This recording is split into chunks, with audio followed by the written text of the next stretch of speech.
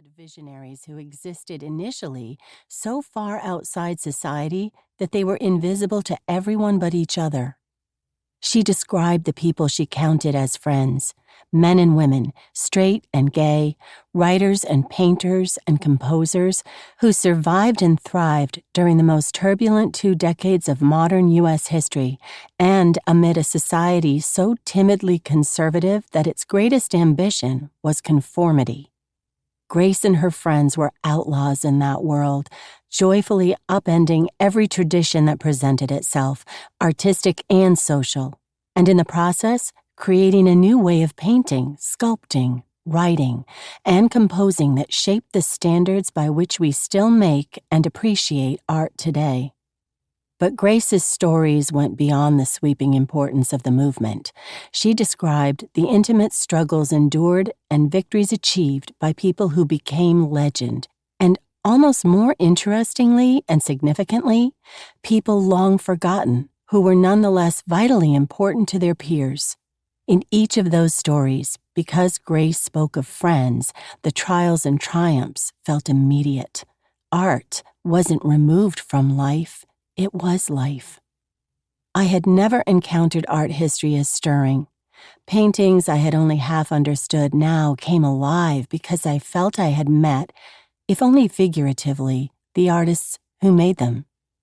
I began to understand the cross-pollination between painting and music or painting and poetry through Grace's myriad tales of the writers and composers she knew and loved. And I recognized the necessity of understanding the times in which Grace and her fellow artists lived.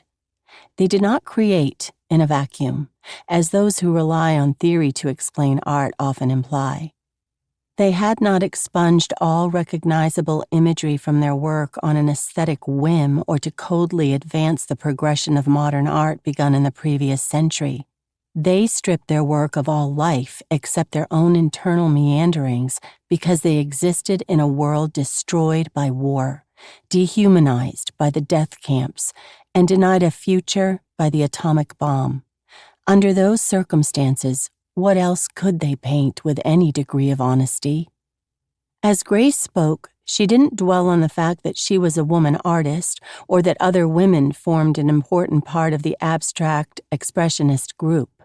But each time she mentioned a woman painter or sculptor, I found myself wondering why, in the official history, those names so rarely surfaced.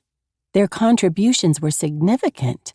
In fact, in the cases of Lee Krasner and Elaine de Kooning, the movement would not have existed or unfolded as it did without them.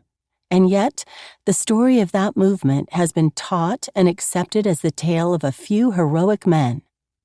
There are many reasons for that interpretation, some endemic to the history of art, in which man is traditionally the creator and woman the muse, and some specific to America at mid-century.